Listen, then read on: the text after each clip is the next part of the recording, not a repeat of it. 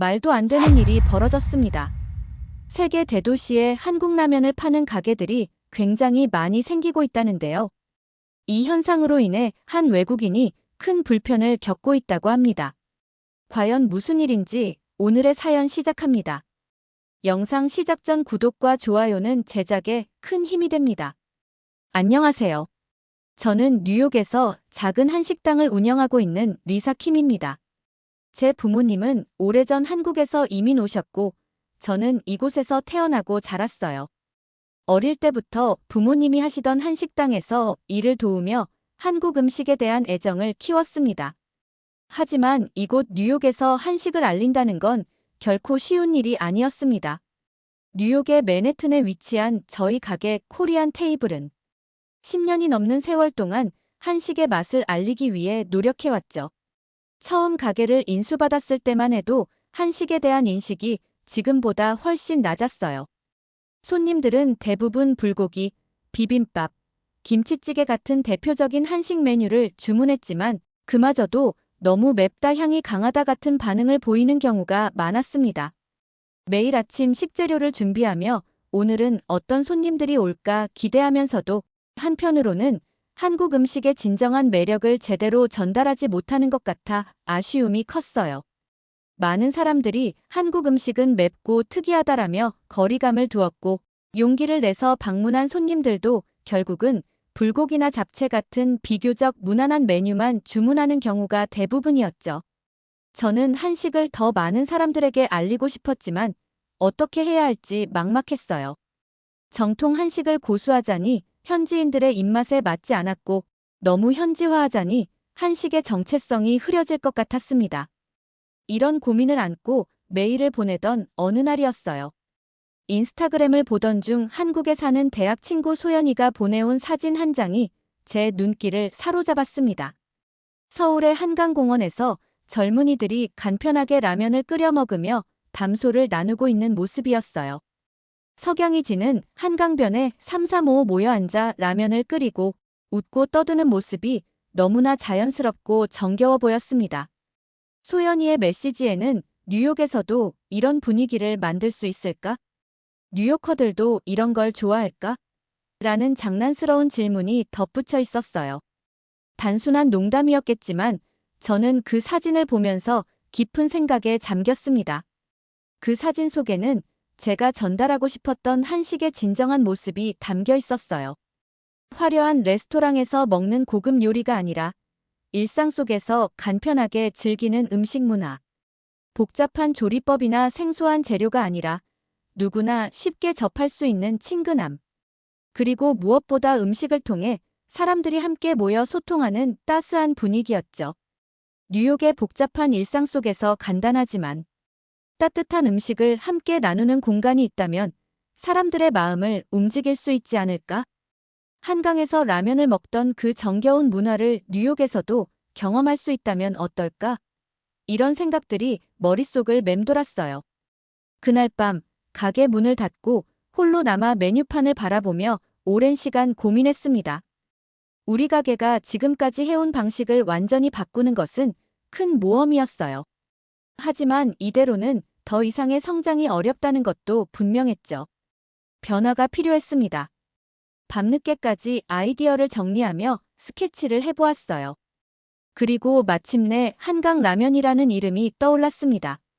단순히 라면을 파는 가게가 아니라 한강의 문화와 분위기를 느끼며 함께 라면을 즐길 수 있는 공간.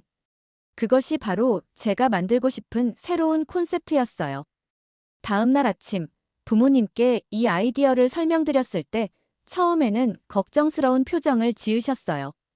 라면이라니, 그걸로 어떻게 장사를 한다는 거니? 당연한 반응이었죠. 평생 정통 한식을 만들어 오신 부모님께 갑자기 라면이라니 이해하기 어려우셨을 겁니다. 하지만 제 열정을 본 부모님은 결국 내가 하고 싶은 대로 해봐. 우리가 도울게라며 응원해 주셨어요. 그렇게 저는 한강라면이라는 새로운 도전을 시작하게 되었습니다. 한국에서 가장 최근 유행하는 라면들을 알아보기 위해 밤새 인터넷을 검색했어요. 평소에도 한국의 트렌드를 놓치지 않으려고 노력했지만 이번엔 더욱 진지하게 조사했죠.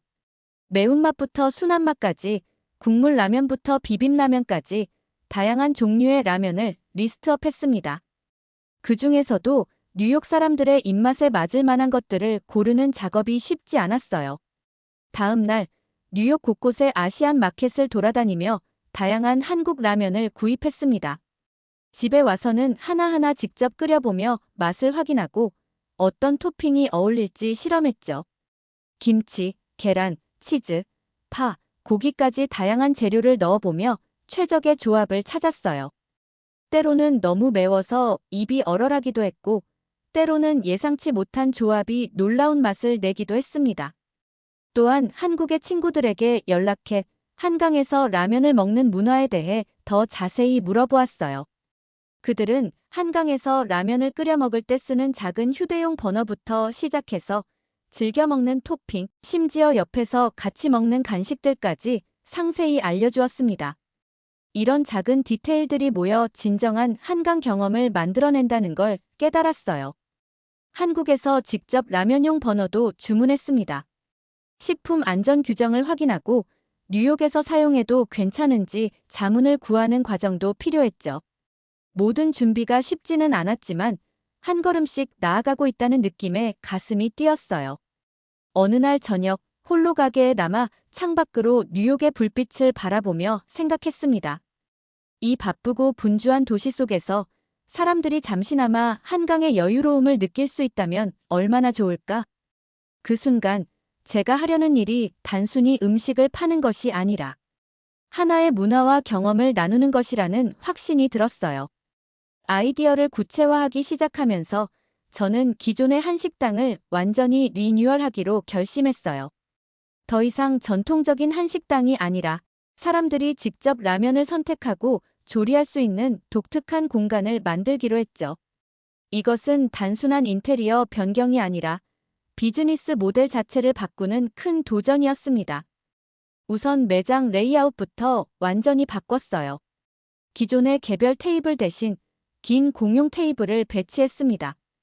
각 좌석마다 작은 휴대용 버너를 설치할 수 있도록 디자인했죠.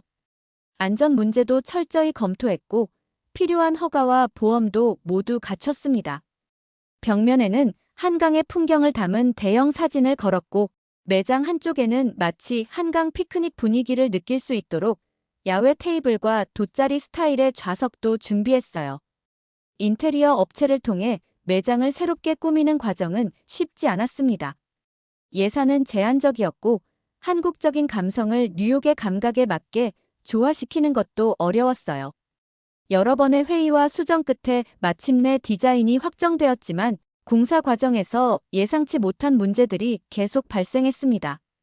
오래된 건물의 구조적 문제, 뉴욕시의 까다로운 규제, 자재 수급의 어려움까지 매일 새로운 문제와 씨름하며 때로는 정말 포기하고 싶을 때도 있었어요. 메뉴를 구성하는 것도 쉬운 일이 아니었습니다. 뉴욕에서는 여전히 라면이 단순한 인스턴트 식품이라는 인식이 강했어요. 대학생들이 돈이 없을 때 먹는 값싼 음식 혹은 야식 정도로만 생각하는 경우가 많았죠. 하지만 저는 단순한 인스턴트 라면이 아니라 다양한 토핑과 업그레이드된 조리 방식으로 프리미엄 라면을 제공하고 싶었어요. 한국에서 직접 수입한 다양한 라면을 기본으로 손님들이 원하는 맛과 스타일을 선택할 수 있도록 했습니다. 매운맛의 강도도 선택할 수 있고 국물의 농도나 면의 익힘 정도까지 취향에 맞게 조절할 수 있게 했어요.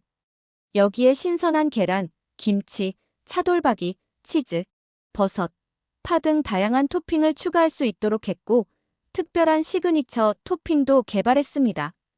제가 구상한 방식은 이랬습니다. 우선 손님들이 다양한 한국 라면 중에서 원하는 것을 고릅니다. 그런 다음 국물의 농도와 매운맛을 조절할 수 있도록 하며 마지막으로 치즈, 계란, 만두, 차돌박이 같은 토핑을 선택해 취향에 맞게 조리하는 방식이었죠. 테이블에는 작은 버너가 설치되어 있어 손님들이 직접 라면을 끓이며 한강에서의 경험을 느낄 수 있게 했습니다. 이런 콘셉트를 설명할 때마다 주변 사람들의 반응은 대체로 회의적이었어요. 레스토랑 컨설턴트는 뉴욕에서 손님들이 직접 음식을 조리하게 하는 방식은 통하지 않을 것이라고 말했고, 부동산 중개인은 그런 특이한 콘셉트로는 임대료를 감당하기 어려울 것이라고 경고했습니다. 친구들조차도 뉴욕에서 그런 게 먹힐 리 없어라며 걱정했어요. 라면을 제대로 된 요리가 아닌 간편식으로만 생각하는 사람들이 많았으니까요. 특히 저희 부모님이 오랫동안 공을 들여 쌓아온 단골 고객들을 잃을까 봐 걱정하시는 모습을 보는 것이 가장 힘들었습니다. 기존 메뉴도 함께 유지하는 게 어떻겠니? 라는 제안을 받기도 했지만 저는 콘셉트의 명확성을 위해 과감하게 전면 변화를 선택했어요. 그만큼 한강 라면에 대한 확신이 있었기 때문이죠. 그럼에도 저는 포기하지 않았어요. 한국에서 사람들이 한강에서 라면을 먹는 이유는 단순히 맛 때문이 아니라 함께 나누는 즐거움과 정겨운 분위기 때문이라는 걸 알았으니까요. 뉴욕에서도 그런 문화를 만들어낼 수 있을 거라 믿었어요. 바쁜 도시 생활 속에서 잠시나마 여유롭게 음식을 즐기고 소통할 수 있는 공간이 분명 필요하다고 생각했습니다. 가게 오픈을 앞두고 시범 운영을 해보았지만 첫 반응은 예상보다 차가웠어요. 기대와 설렘으로 가득 차 있던 제 마음과는 달리 손님들의 반응은 미온적이었습니다. 라면을 굳이 이렇게 먹어야 하나? 이건 그냥 인스턴트 음식 아닌가? 이런 질문들이 끊임없이 들려왔어요. 특히 기존 단골 손님들의 실망한 표정이 가장 마음에 걸렸습니다. 그들 중 다수는 오랫동안 저희 가게에서 불고기와 비빔밥을 즐겨 먹던 분들이었고, 갑작스러운 변화에 당황한 기색이 역력했어요. 어떤 손님은 정통 한식당이 이렇게 변해버리다니 안타깝다며 아쉬움을 표현하기도 했죠. 오픈 첫 주는 그래도 호기심 때문에 찾아오는 손님들이 있었지만 둘째 주부터는 손님 수가 급격히 줄어들기 시작했어요. 저희 가게가 위치한 맨해튼의 임대료는 천정부지로 높았고 매출이 줄어드는 상황은 정말 심각한 위기였습니다. 밤마다 장부를 들여다보며 한숨을 쉬는 날이 많아졌어요. 부모님도 처음에는 저를 응원해 주셨지만 점점 걱정스러운 표정을 감추지 못하셨습니다. 리사, 정말 이대로 괜찮을까? 어머니의 걱정 어린 목소리가 심장을 찔렀어요.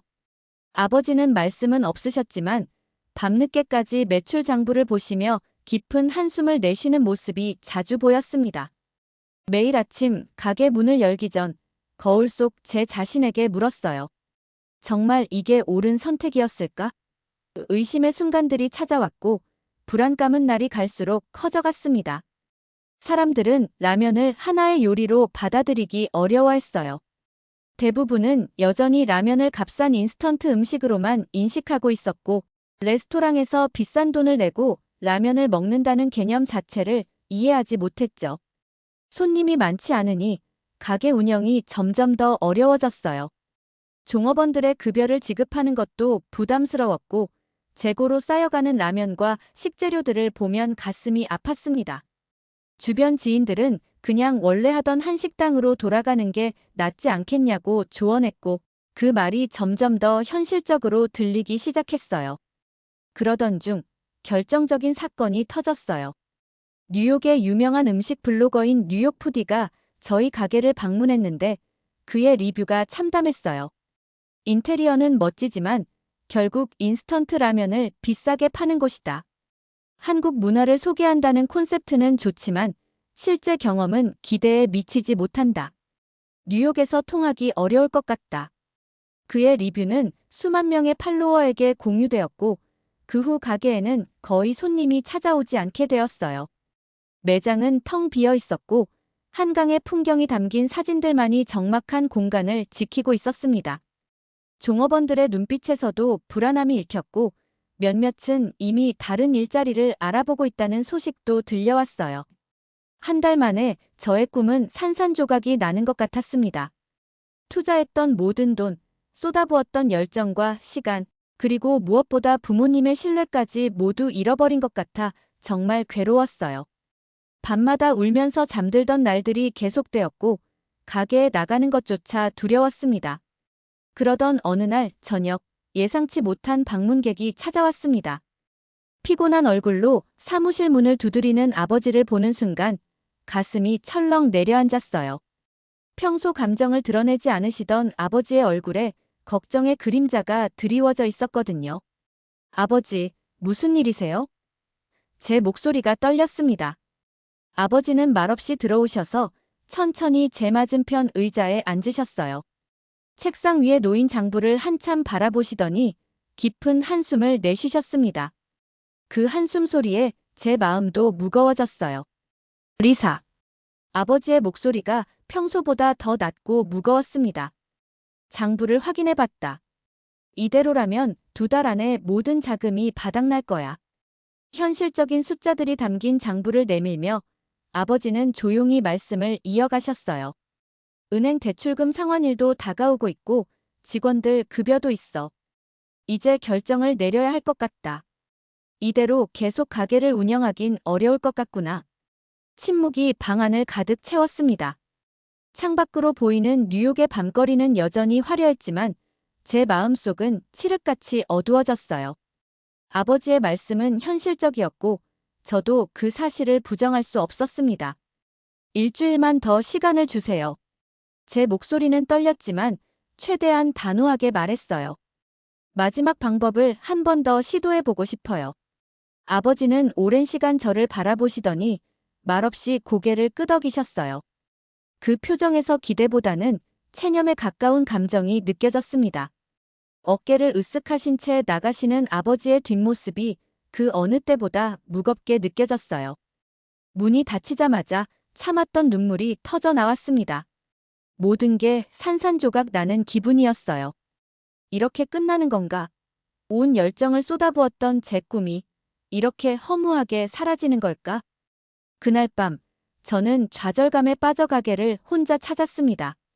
열쇠로 문을 열고 들어간 가게 안은 깊은 어둠에 잠겨 있었어요.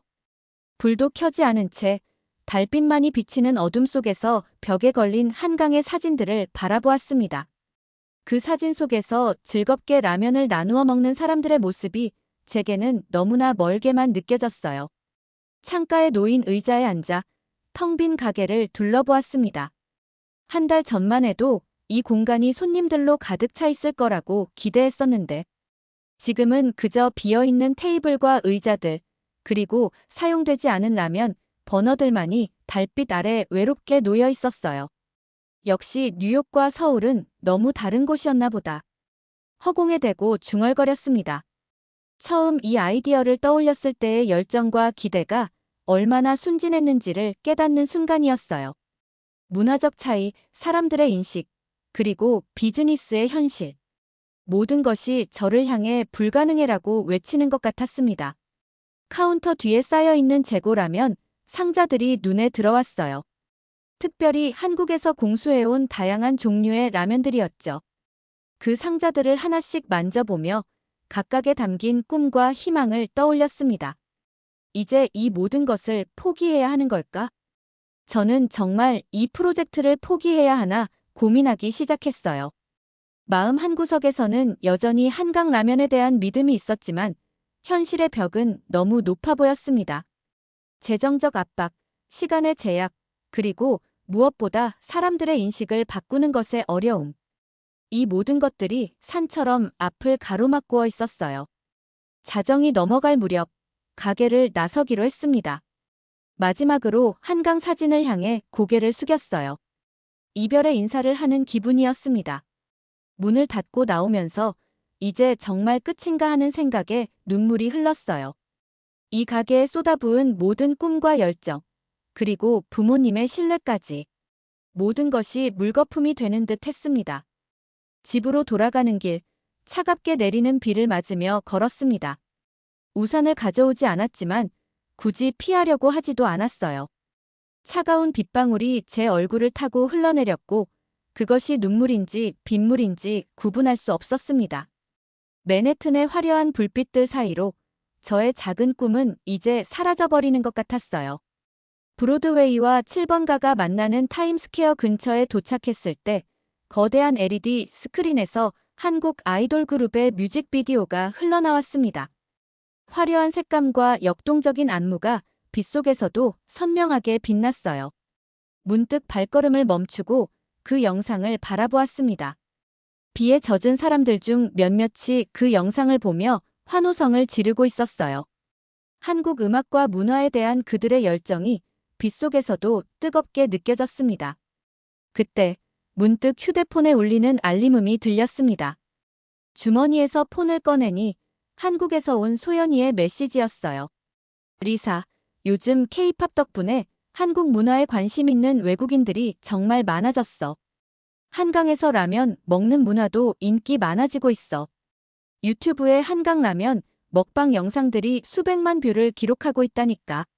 혹시 뉴욕의 K-팝 팬들한테 홍보해봤어? 그 순간 저는 빗속에서 발걸음을 멈췄어요. 그리고 다시 한번 타임스퀘어의 스크린을 올려다보았습니다. 한국 아이돌 그룹의 영상이 끝나고 다른 광고가 시작되었지만 그 짧은 순간이 제 마음에 무언가를 깨우친 것 같았어요. 그렇다. 아직 시도해보지 않은 방법이 있었습니다. 제가 지금까지 접근했던 방식은 완전히 잘못되었던 거예요. 일반적인 식당 손님들에게 라면 문화를 이해시키려 했던 것이 아니라 이미 한국 문화에 매료된 이들을 찾아가야 했던 거죠. 빗속에 서서 갑자기 모든 것이 명확해지는 기분이었어요. 비록 지금까지의 시도는 실패했지만 포기하기엔 너무 아쉬웠습니다. 마지막으로 한 번만 더 기회를 주기로 했어요. 이번에는 다른 방향으로 완전히 새로운 전략으로 접근해 보기로 결심했습니다. 비가 점점 더 세차게 내리기 시작했지만 제 마음속에는 새로운 희망의 불씨가 타오르고 있었어요. 소연이의 메시지는 제게 새로운 영감을 주었습니다. 아직 모든 가능성을 시도해 본 것은 아니었으니까요. 그날 밤 젖은 옷도 갈아입지 않은 채 노트북 앞에 앉아 밤새도록 아이디어를 정리했습니다. 지금까지는 일반적인 식당 손님들, 특히 기존 한식당 단골들을 대상으로 홍보했지만 완전히 다른 타깃을 찾아야 했어요. 소연이의 제안대로 K-팝과 한국 문화에 관심 있는 사람들, 특히 Z세대와 밀레니얼 세대가 주 타깃이 되어야 했습니다.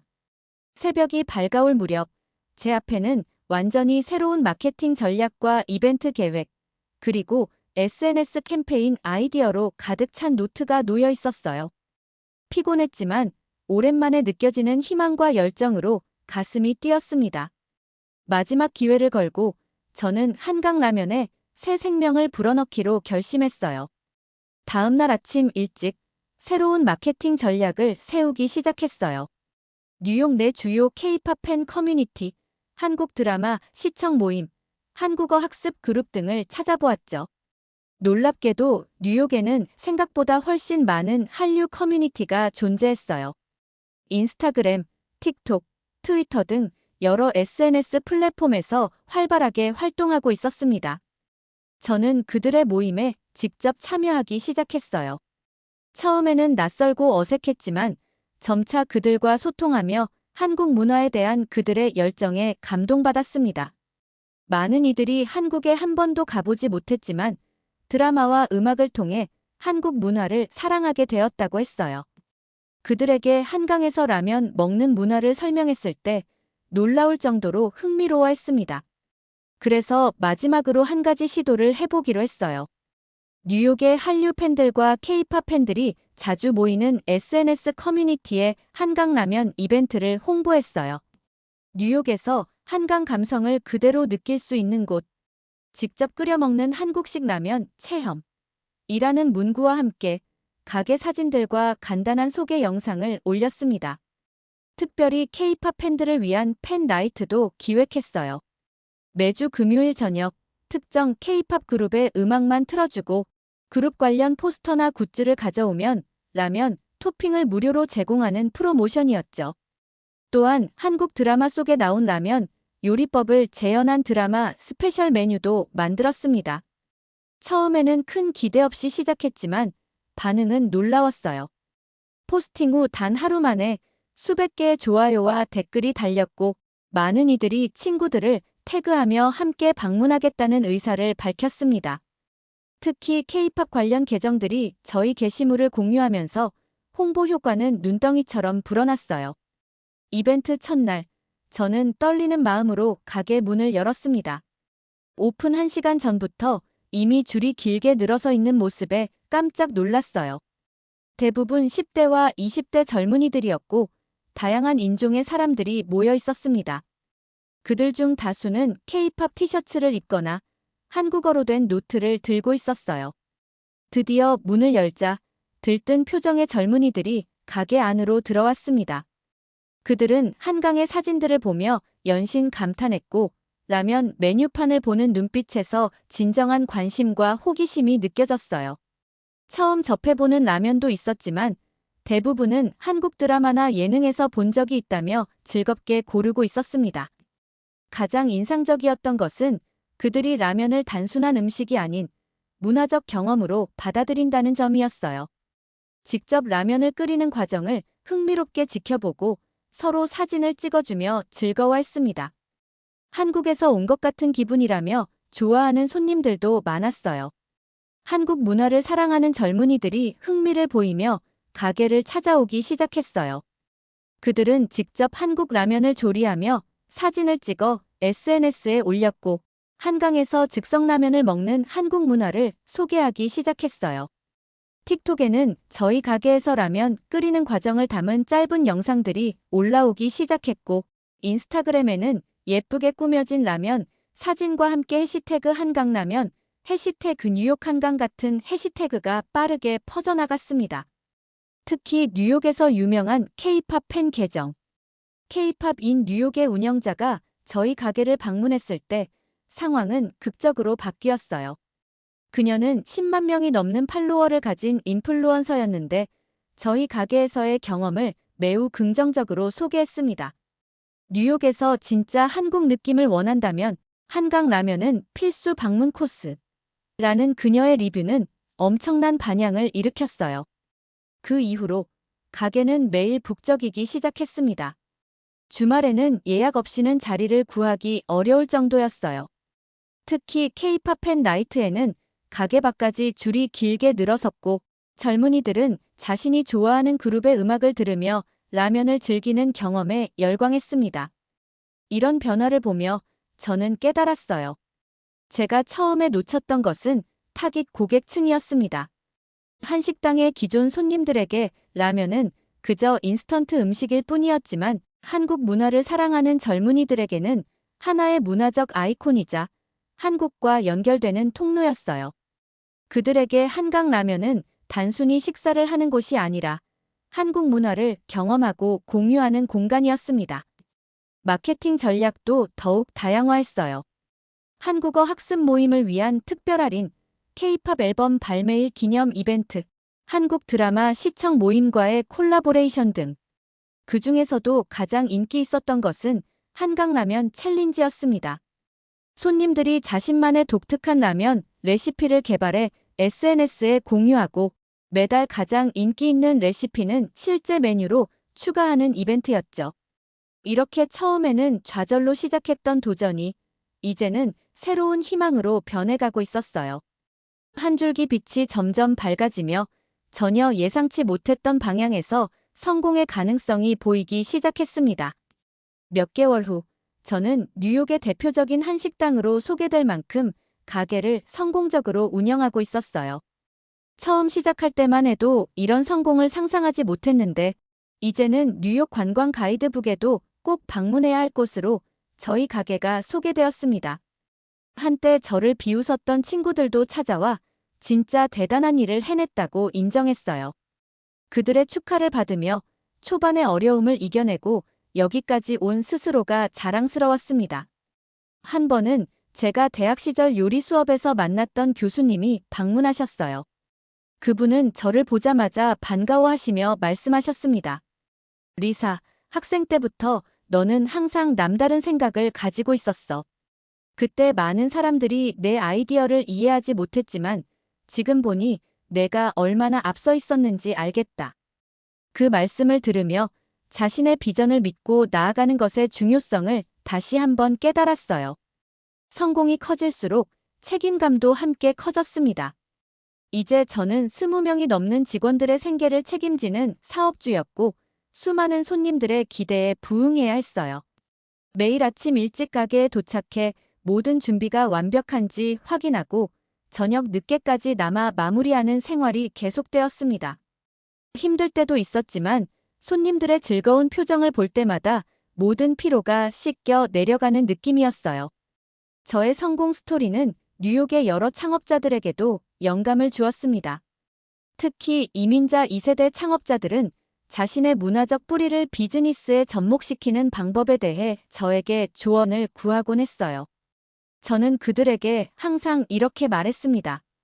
진정성을 잃지 마세요. 그리고 단순히 제품이나 서비스가 아닌 하나의 경험을 만들어내는 것이 중요합니다.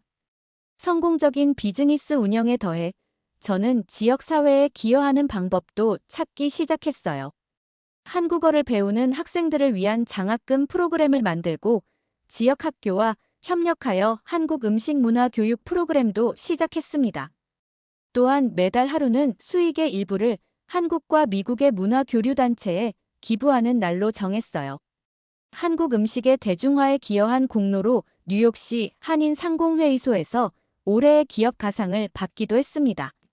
시상식 날 부모님의 자랑스러운 표정은 제게 어떤 상보다 더 큰 의미가 있었어요.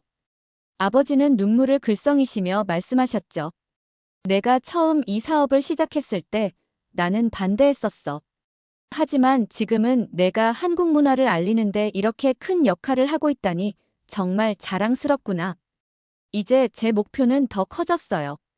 뉴욕뿐만 아니라 다른 도시에도 한강 라면의 문화를 전파하고 싶었어요. 보스턴, 시카고, LA 등 여러 도시에서 부지를 물색하기 시작했고 각 도시의 특성에 맞게 콘셉트를 약간씩 변형하는 방안도 고려했습니다. 물론 급하게 확장하기보다는 각 지역의 문화와 손님들의 니즈를 충분히 이해한 후에 진출하는 것이 중요하다고 생각했어요. 프랜차이즈 제안도 여러 곳에서 받았지만 저는 신중하게 접근했습니다. 한강 라면의 본질은 단순히 라면을 판매하는 것이 아니라 하나의 문화적 경험을 제공하는 것이었기 때문이죠. 이 가치가 희석되지 않도록 확장 계획을 세심하게 준비했어요. 한국 라면이 단순한 인스턴트 음식이 아니라 사람들을 연결하고 따뜻한 추억을 만들어주는 음식이라는 걸 더 많은 사람들에게 알리고 싶었어요. 라면 한 그릇으로 시작된 이 여정이 이제는 문화적 가교 역할을 하고 있다는 사실이 정말 놀라웠습니다. 가게가 안정적으로 운영되자 저는 오랫동안 미뤄왔던 한국 방문을 계획하기 시작했어요. 비록 미국에서 태어나고 자랐지만 뿌리가 있는 한국에 대한 그리움은 항상 마음 한구석에 있었습니다. 특히 지금처럼 한국 문화를 비즈니스로 연결하면서 더 깊이 한국을 이해하고 경험하고 싶다는 열망이 커졌어요. 준비 과정에서 저는 한국의 최신 음식 트렌드와 라면, 문화에 대해 열심히 조사했습니다. 방문할 장소들의 리스트를 작성하고 만나보고 싶은 요리사와 음식 전문가들의 연락처도 확보했어요. 무엇보다 직접 한강에서 라면을 먹어보는 경험은 꼭 해보고 싶었습니다. 가게 운영을 부모님과 믿을 수 있는 매니저에게 맡기고 저는 마침내 한국행 비행기 티켓을 예매했어요. 2주 동안의 여정이었지만 이 시간이 앞으로의 한강 라면에 새로운 영감과 에너지를 불어넣어 줄 것이라 확신했습니다.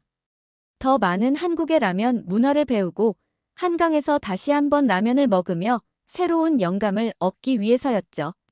출발 전날 밤, 저는 가게에 홀로 남아 지난 시간을 되돌아보았어요. 첫 시작부터 지금까지 얼마나 많은 변화와 성장이 있었는지. 처음에는 단지 한국 음식을 알리고 싶었던 작은 꿈이 이제는 문화적 다리를 만드는 큰 사명으로 발전했다는 사실이 놀라웠습니다. 벽에 걸린 한강의 사진을 바라보며 생각했어요. 곧 진짜 한강에서 라면을 먹게 되겠구나. 그 생각만으로도 가슴이 설레었습니다. 이번 여행을 통해 더 많은 영감을 얻고 돌아와서 한강 라면을 더욱 특별한 장소로 만들고 싶었어요.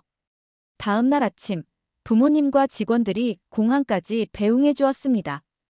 어머니는 작은 보자기에 싼 음식을 건네시며 말씀하셨어요.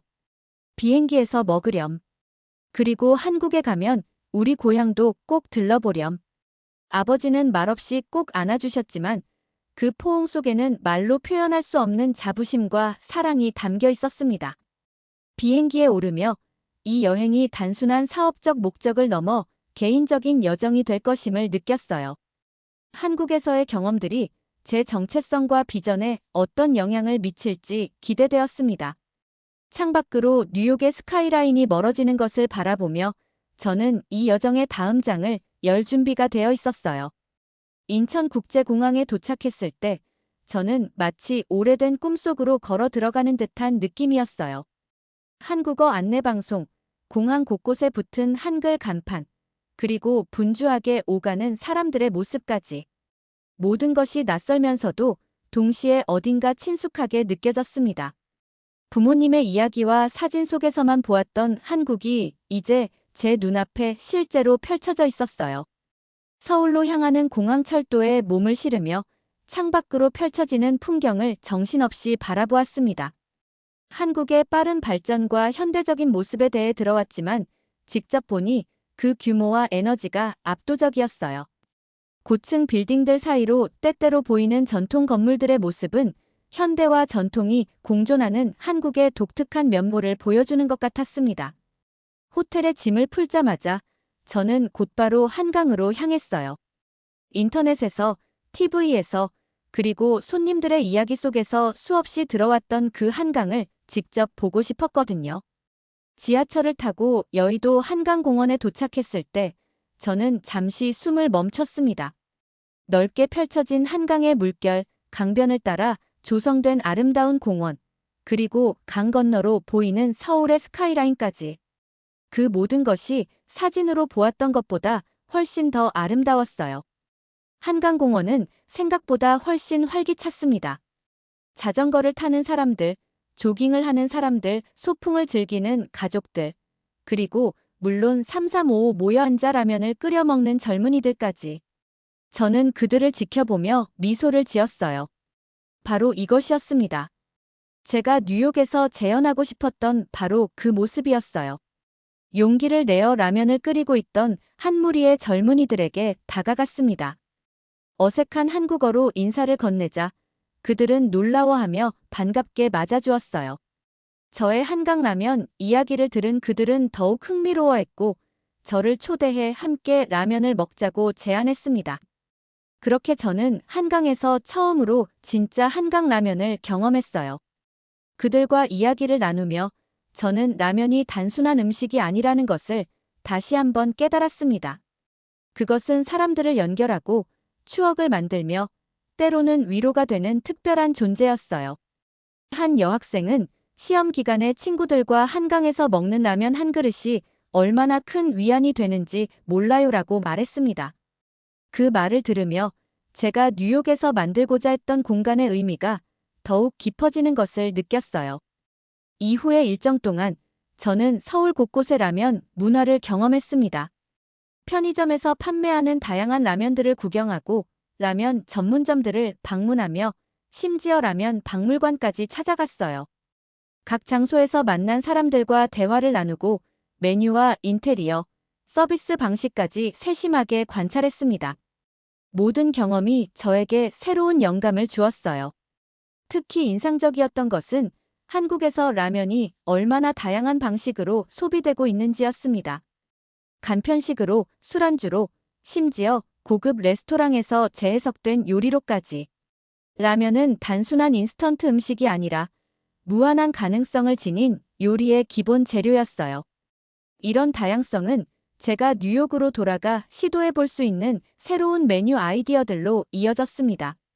한국 체류 중반쯤 저는 한국의 유명 라면 제조사를 방문할 기회가 있었어요. 공장 견학을 통해 라면이 만들어지는 과정을 직접 볼 수 있었고 연구 개발팀과의 미팅에서는 라면 산업의 최신 트렌드와 기술에 대해 배울 수 있었습니다.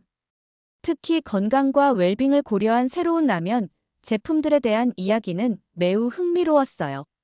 그곳에서 만난 한 연구원은 저의 이야기를 듣고 깊은 인상을 받았는지 뉴욕의 한강 라면을 위한 특별 메뉴 개발을 제안해 주었습니다. 뉴욕의 특성과 한국 라면의 맛을 결합한 특별한 제품을 만들어 보는 건 어떨까요?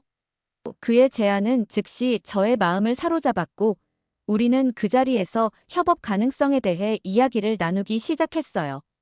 저의 한국 여행이 종반으로 접어들 무렵 소연이와 만남을 가졌습니다. 그녀는 처음에 한강 사진을 보내준 친구였죠. 우리는 여의도 한강공원에서 만나 함께 라면을 끓여 먹으며 오랜 이야기를 나눴어요. 그 사진 한 장이 이렇게 큰 변화를 가져올 줄 누가 알았겠어? 라며 소연이는 웃었고, 저 역시 감사한 마음으로 웃음을 지었습니다. 해질녘, 우리는 한강의 석양을 바라보며 조용히 앉아 있었어요. 그 순간, 저는 깊은 감동을 느꼈습니다. 한국에 와서 직접 경험한 이 모든 것들이 제가 뉴욕에서 만들고자 했던 공간의 진정한 의미를 더욱 분명하게 해주었어요. 한강 라면은 단순한 음식점이 아니라 문화와 추억, 그리고 사람들을 연결하는 달이었습니다. 그날 밤 호텔로 돌아와 노트북을 펼쳐 모든 경험과 아이디어를 정리했어요. 새로운 메뉴 구상, 인테리어 변경 계획, 이벤트 아이디어 등을 상세히 기록했습니다. 한국에서의 경험을 바탕으로 뉴욕의 한강 라면을 더욱 특별한 장소로 발전시키기 위한 청사진이었죠. 마지막 날, 저는 다시 한강을 찾았어요. 이번에는 혼자서 조용히 모든 것을 마음에 담고 싶었습니다. 강변에 앉아 물결을 바라보며 이 여행이 제 인생에 가져온 변화와 통찰에 대해 생각했어요. 한국은 저에게 단순한 여행지가 아니라 정체성과 영감의 원천이 되었습니다. 뉴욕으로 돌아가는 비행기 안에서 저는 창밖으로 사라져가는 서울의 불빛을 바라보았어요. 마음은 이미 뉴욕의 한강 라면으로 향해 있었습니다. 한국에서 얻은 모든 영감과 경험을 바탕으로 더 많은 사람들에게 한국의 라면 문화를 알리고 싶다는 열망으로 가득 찼어요. 이제 저는 한국과 미국을 연결하는 문화적 가교의 역할을 더욱 충실히 해내고 싶었습니다. 라면 한 그릇으로 시작된 이 여정이 앞으로 얼마나 더 많은 사람들의 마음을 연결할 수 있을지 기대되었어요. 비행기가 구름 위로 솟아오르면서 저는 새로운 꿈과 함께 하늘 높이 날아오르는 기분이었습니다. 8장. 뉴욕으로 돌아온 후 저는 즉시 한강 라면의 진화를 시작했어요. 한국에서 얻은 새로운 아이디어와 영감으로 가득 찬 상태였고, 이를 실현시키기 위한 열정이 넘쳤습니다. 가게에 도착하자마자 직원들과 긴 미팅을 가지며 앞으로의 계획을 공유했어요. 그들의 눈빛에서도 같은 열정과 기대가 느껴졌습니다. 첫 번째 변화는 메뉴였어요. 한국에서 경험한 다양한 라면 문화를 반영하여 계절별 특별 메뉴와 지역별 특색 있는 라면 스타일을 추가했습니다. 특히 한국의 라면 제조사와 협업하여 개발한 뉴욕 특별 라면은 출시 전부터 많은 기대를 모았어요. 이 라면은 뉴욕의 다문화적 특성을 반영하여 한국 라면의 기본의 이탈리안, 중동, 중남미 등 다양한 문화의 맛을 접목한 독특한 제품이었습니다. 인테리어도 일부 변경했어요. 한국에서 본 최신 트렌드를 반영하여 더욱 현대적이면서도 한국적인 감성이 살아있는 공간으로 재탄생시켰습니다. 특히 한국에서 직접 가져온 소품들과 사진들은 공간에 진정성을 더했어요. 한강의 야경을 담은 대형 LED 패널을 설치하여 시간대별로 변하는 한강의 모습을 연출한 것도 손님들에게 큰 인기를 끌었습니다. 문화 프로그램도 더욱 다양화했어요. 한국 음식 교실, K-팝 댄스 나이트, 한국어 회화 모임 등 다양한 이벤트를 정기적으로 개최하기 시작했습니다. 이런 프로그램들은 단순히 음식을 넘어 한강라면이 문화적 교류의 장으로서 역할을 더욱 강화하는 데 기여했어요. 확장 계획도 본격적으로 추진했습니다.